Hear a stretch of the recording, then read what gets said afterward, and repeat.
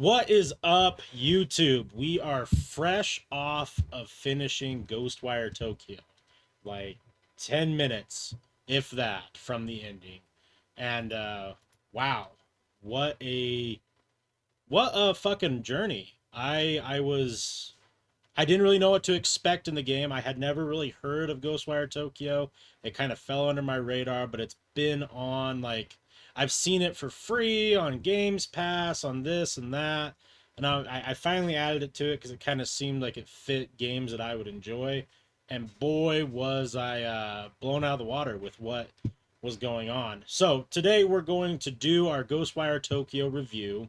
If this is your first time watching one of my reviews, I have 11 categories that I rate games off of: graphics and visuals, gameplay mechanics, story and narrative, audio and sound design, replay val wow, replay value, difficulty and balance, world design and exploration, performance and technical stability, community and multiplayer, innovation and originality, and hours versus dollars.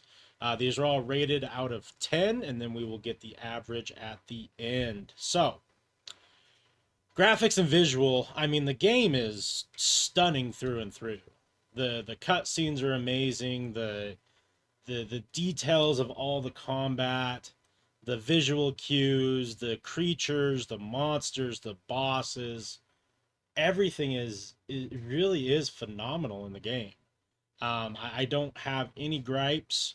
It it had moments where its originality and character designs and then world designs were nothing I've ever played before. For that, I am going to give it a 9. I just it's yeah, it's amazing. Gameplay mechanics. So this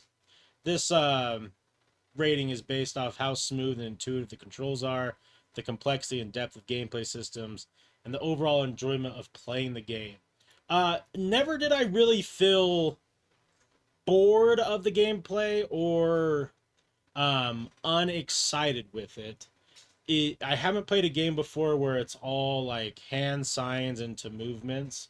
I would say that there isn't a whole lot of, unless I just didn't dig deep enough, but I felt like I didn't need to. I could kind of clear everything. I cleared the whole game on hard without really any concern.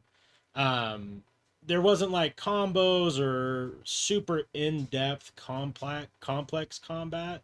The boss fights were, they all had their different mechanics, and once you learn the mechanics, they were fairly easy to navigate.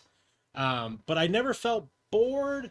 It did feel pretty repetitive in the sense of like, okay, well, I'm just clicking and holding the mouse button over and over and aiming, and then like tearing out their souls. So it wasn't crazy in depth. It felt smooth. Everything was smooth. Not complex, but smooth. Enjoy, like, if this game was 30 more hours, like if I were to go through all the side missions, I probably wouldn't enjoy it as much. But for just knocking out the main story, I felt like it was still fun. We're gonna give that a 7.5. Story and narrative. I mean, I think that the story is very, very good. I will say that even though in the moment, I didn't comment on it because I don't want to bring down the mood. There was times where it felt a little predictable. You kind of saw the trajectory. You kind of know what characters are going to die. But even so, like, even the last like 15 minutes of the game, I was still like tearing up because I was like, well, fuck, it is really going to happen. Damn. Like you start to care about these characters in and you don't really know why, and it's just, I don't know, it was really cool. The story, I didn't really feel burnt out. I didn't feel like it was dragging. There was kind of hopping back and forth, like, hey, go to this place and then go to this place and go to this place, which is fine. I mean, it's an open world game, that's going to happen. But I enjoyed the story, and I love the parts of the story where we're going into like different dimensions, and the walls are getting all trippy and it's kind of horror theme, and then it's like super artsy. It was really cool. I'm going to give it an 8. Audio and sound design, I felt like it was on point. There was no I wouldn't say that it was above and beyond where I was like, dude, this is fuck sounds crazy, but it was crisp. It was clean. There was no issues. There wasn't anything glaring that I was like, could have done better. We did play on subtitle mode. All the voice acting was on point. The monsters sounded awesome. The fighting sounded great. The cats and dogs sounded like cats and dogs. I think that deserves the great old 7.5. 7.5 is kind of like we're right where we need to be. Shouldn't be. If it's lower than 7, probably could be probably could have been done better. 7.5 is like right on that line of masterful. Replay value. Would I go through the whole story again? No. I don't think I would, even on New Game Plus. However, there seemed to have been a metric ton of side quests. There, like, and I think I did like 3 out of the potential 50, 60 that I saw. So, with that being said, would I revisit for the side quest and see what else I can get out of the game? For sure. For sure. But would I want to replay the whole entire story again? Probably not.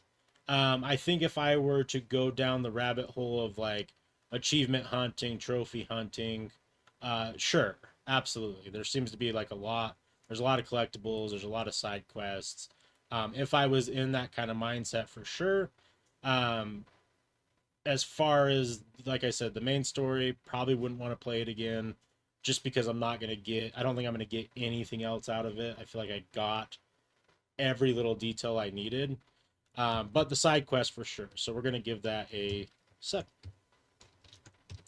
Difficulty and balance. Honestly, I checked one time to make sure that I was on the hardest difficulty that I could at the start. I was. It definitely didn't seem difficult. I died I think I died on one of the bosses 3 times, and then one of the bosses and 2 of the bosses once. I died a couple times in the open world just because of like bad movement on my behalf, but I never felt like anything was like, oh shit, this is way too hard. I think if they threw some of the spinny top ghost creatures at me, if they threw like multiple of those, that would have really made it difficult. And that could have been like a really challenging part. But overall, I definitely felt like they could have ramped up something. I just don't know what it would be.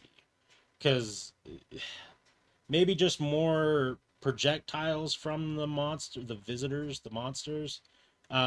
Maybe the bosses have 1 or 2 more mechanics. I felt like, honestly, as someone who plays a lot of difficult games, that's kind of what I enjoy. I feel like there could have been a little bit more to to make the game hard. I don't think this would be a game for like those who are looking for an extreme challenge. It did feel fair, but I felt much more casual. It felt much more casual even on the harder difficulty. So I'm going to give it a 6.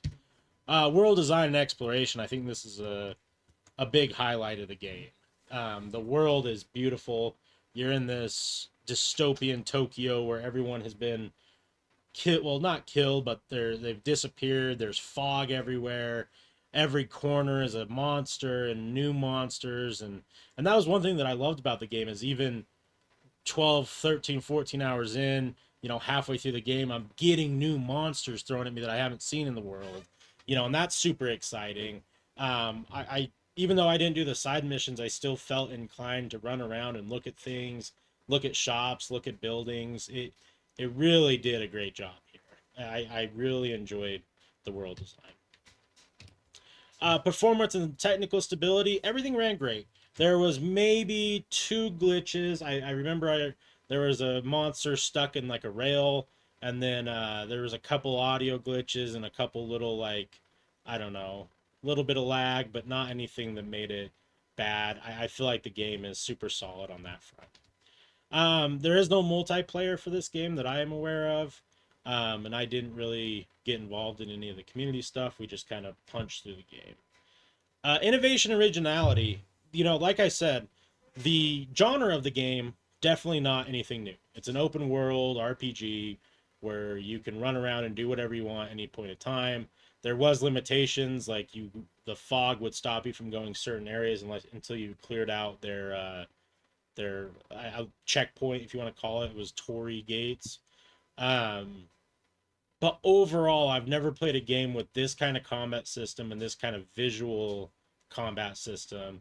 And you can unlock different abilities. Like, I mean, at one point, I was casting green, like fireballs at people, and then I could turn it into like shooting a gun out of my hand, and it was really sick. So, I think innovation and originality on that front, the game deserves a 9.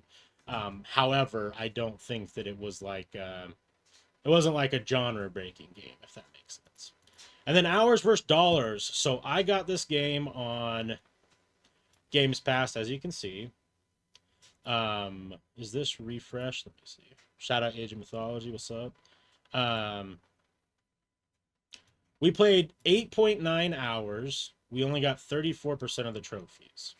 So about 9 hours to go through the whole entire game without doing much of the side quests. Since I have Games Pass, technically it's free. I do think the game ranges from $29 to $39 if it's not on Games Pass. I think that would be fair. 9 hours to get through the story, and I bet you could easily sink in 30 to the side missions, and then, another 10 to 15, maybe 20 hours on top of that to, 100% the game. So I would give this a 7.5. So overall, our grand score here, let's break out our handy dandy calculator and let's get our score. So 9 plus 7.5 plus 8 plus 7.5 plus 7 plus 6, 8.5, 7.5, 9, oops, plus 9 plus 7.5 divided by 10 leaves us an overall score of 7.75 out of 10.